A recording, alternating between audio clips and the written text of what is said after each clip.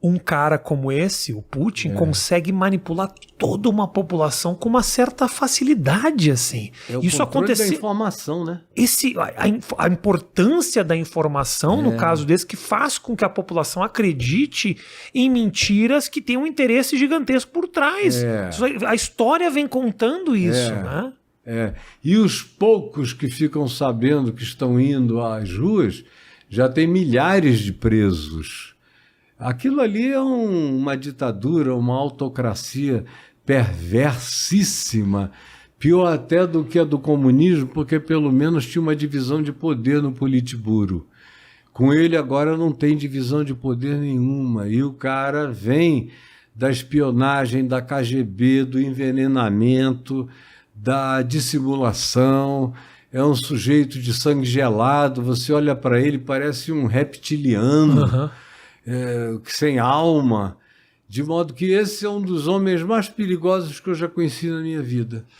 Meu amorzinho, pega meu celularzinho que eu tinha anotado umas coisas aqui para perguntar para o Caio. Você acha que qualquer ser humano tem o potencial de virar um ditador, um cara como Putin, assim? Todos nós temos esse potencial da maldade? Eu acho que não é todo mundo que tem, não. Tem algumas pessoas que não podem receber poder porque, proporcionalmente ao poder que recebam, eles irão desenvolver esse potencial de perversidade. Especialmente os mais complexados. Tem um texto no livro de Eclesiastes, na Bíblia, que durante muitos anos eu repudiei, porque eu nasci numa geração de esquerda. Eu nasci com uma visão totalmente social, era o meu desejo, e até hoje, né? O Evangelho quer que você faça com que haja mais igualdade, menos desigualdade na vida. Mas lá no livro de Eclesiastes está dito o seguinte, que é loucura tirar alguém que está treinado para ser o príncipe e colocá-lo para puxar o cavalo real e colocar um servo complexado sentado na sela. O caso do Putin é um cara inexpressivo, sem significado, que se fosse numa eleição, como numa democracia normal, ele não seria eleito jamais.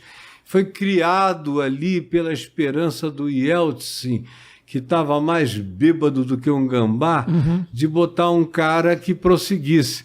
Eu não sei se você já viu o filme As Testemunhas de Putin. Não. Veja.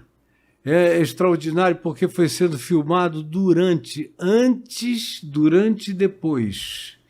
Aí você vê o Yeltsin, que tentou salvar o Gorbachev e a democracia da Rússia, e começou a colocar indicar. Ele tinha 22 candidatos e ele fechou no Putin, porque achava que era o mais discreto, que era o mais obediente, que fazia tudo que ele mandava. Aí ele foi e ele produziu e construiu o Putin. O que aconteceu logo depois é que no dia da eleição, que foi uma eleição meio fajuta também, o Putin ganhou por causa do Yeltsin. O Yeltsin feliz, aparece a filmagem na casa dele, ele e a mulher, os filhos, celebrando. Vamos falar com o Putin. Aí ligaram. Sabe quando que o Putin atendeu? Nunca mais. Tinha uma ganância que ele não exibiu durante o processo. Não exibiu e não atendeu, mas nem o pai político dele. Deixou de lado. Puxou o tapete da galera. E morreu de bebedice lá, o pobre do Yeltsin, né?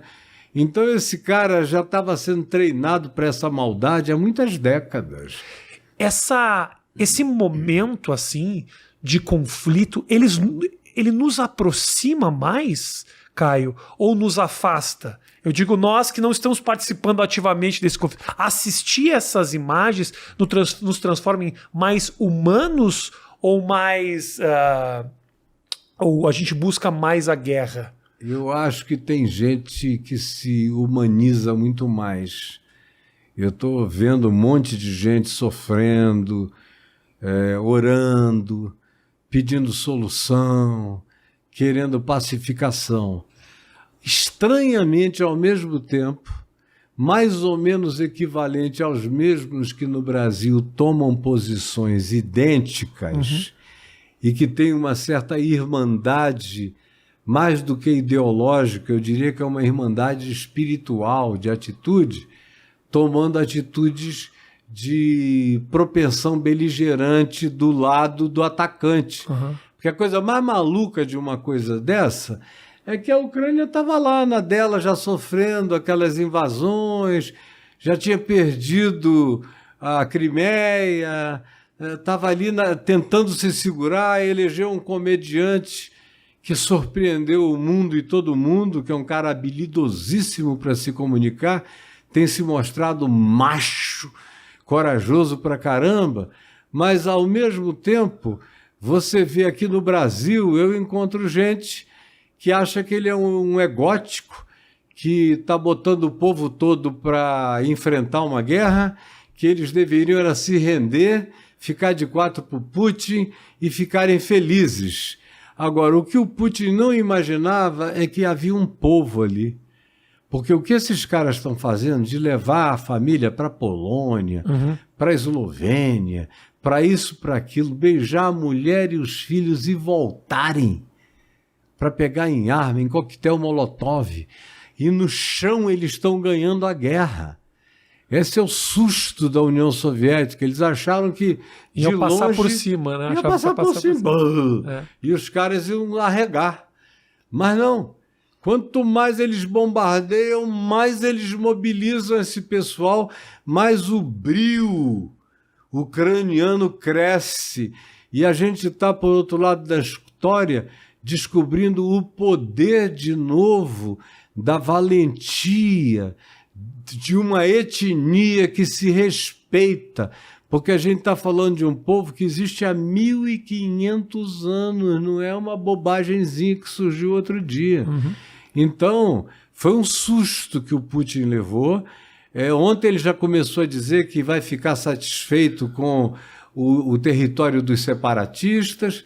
Depois que a Ucrânia afundou o navio deles lá em Mariupol, aquela região do Mar de Aziz, enfim, eles estão vendo que no mano a mano a casa está caindo. A casa está caindo. Até porque eles não disseram o que eles iriam fazer, nem para a população, nem para o exército.